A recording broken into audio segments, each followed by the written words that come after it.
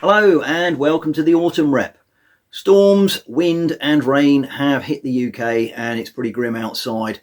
I had a lovely belated holiday only last week, and it's beautiful sunny weather on the beaches with the dog and the missus, and had a great time. I did get a lot of reading done there, or supposedly a lot of reading. I did order some more books. I'll come on to that in a moment. Anyway, firstly, subscribers. Well, I've hit the magical 1,500 subscribers for my little channel, which is fantastic. Thank you all very much for that. And onwards and upwards for the Crusties, for the Crusty Colonel's Wargames show. Can't even say it myself, dear oh dear. Anyway, books wise, I thought I'd start with that for the moment, because like I say, I've done a fair bit of reading over the holes. I picked up this one about Austerlitz, Napoleon's greatest triumph. My aim is to do a 2mm spectacular, if I can manage it, for Austerlitz on the anniversary. So that's a few months away, and I do need to do a little bit of planning for that one.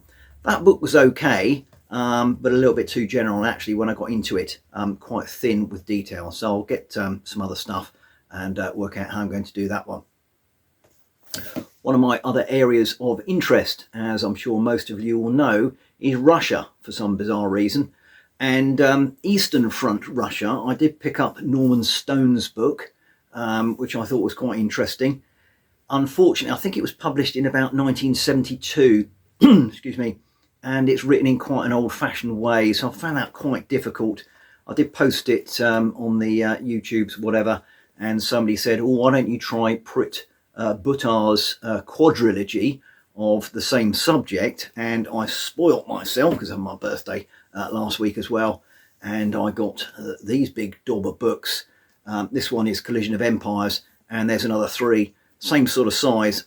I got them the old used, very good condition from Amazon, so it didn't cost a fortune, but I'm wading my way through that at the moment.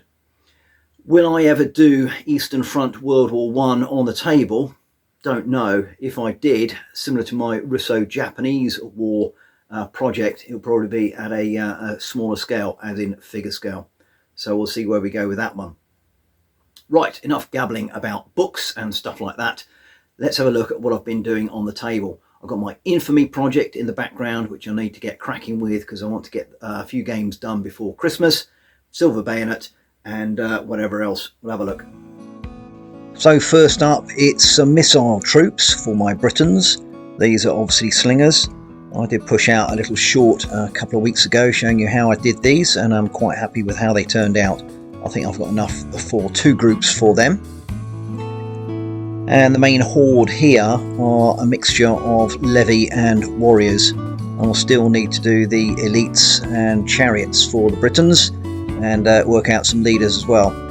Again, quite happy with these. They actually don't take too long to sort out. I think there's a couple of fiddly ones with some stripy trousers, when actually they weren't as bad as I thought they would be. So the elites will certainly have a lot more handy-pandy trousers going around than this lot.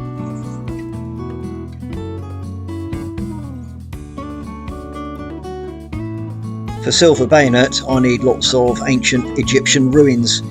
I thought I'd be clever and get a cheapy mould from Amazon or Etsy or eBay, I can't even remember now, and pack it full of polyfiller, and away we go, unlimited bricks to make stuff with.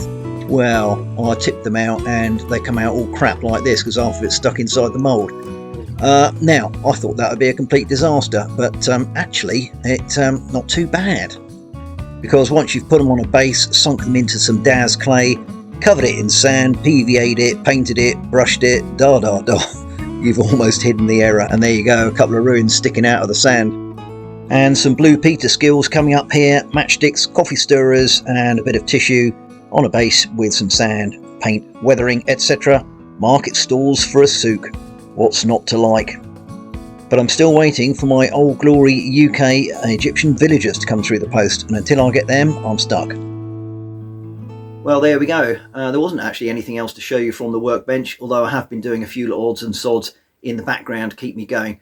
You know what it's like with some of these projects, just sort of diddling away in the background. Got a few buildings to tidy up from this, that and the other, and some Zona Crusty stuff, which again I'd like to get on the table pretty soon as well. I have got an order in with Irregular Miniatures, the old 2mm figures, because I purchased this the other day, O Group, War in the Desert, 41 to 43. And I would like to do that. I have the O Group main rules, obviously, because you can't play that without the main rules. And that's in 10mm, which is, again, Germans and Russians on the Eastern Front. Haven't got that on the table yet, and I do need to revise the rules and have a little play out with that. So I'll probably film that over the next few weeks and try and get my head around that one. But I thought I would try the old Desert War North Africa O Group in 2mm. It sort of says, well, you can crack on with 6mm and 15mm and whatever it is, but I've already got a load of 2mm bases made up for my Rommel project, North Africa. Now, Rommel, it's okay, I quite like it, but whether I'll continue with that or not, I don't know. I mean, it's obviously on a bigger scale than O Group, which is just for the battalion. So I may persist with Rommel, but I would like to give O Group a crack in 2mm. Haven't worked out all the details yet. I'm waiting on a delivery from Irregular, and once they get here, I'll use the same bases and stuff I've already got based up for my Rommel project, but I need a few more. Basically, you need something like 27 bases of infantry for a battalion and all the other attachments, etc. So I'll be looking forward to that. Again, quite a quick way to get a new period, new scale on the table and play around. So that'll be good news. Well, I think that might be about it for this week. I will be shortly issuing my wash-up for the campaign in Poland, my Eagles East, and that's obviously after the finale, the Battle of Zodzi, which will be coming your way very shortly. Anyway, thanks for tuning in, and I'll see you next time. Cheers.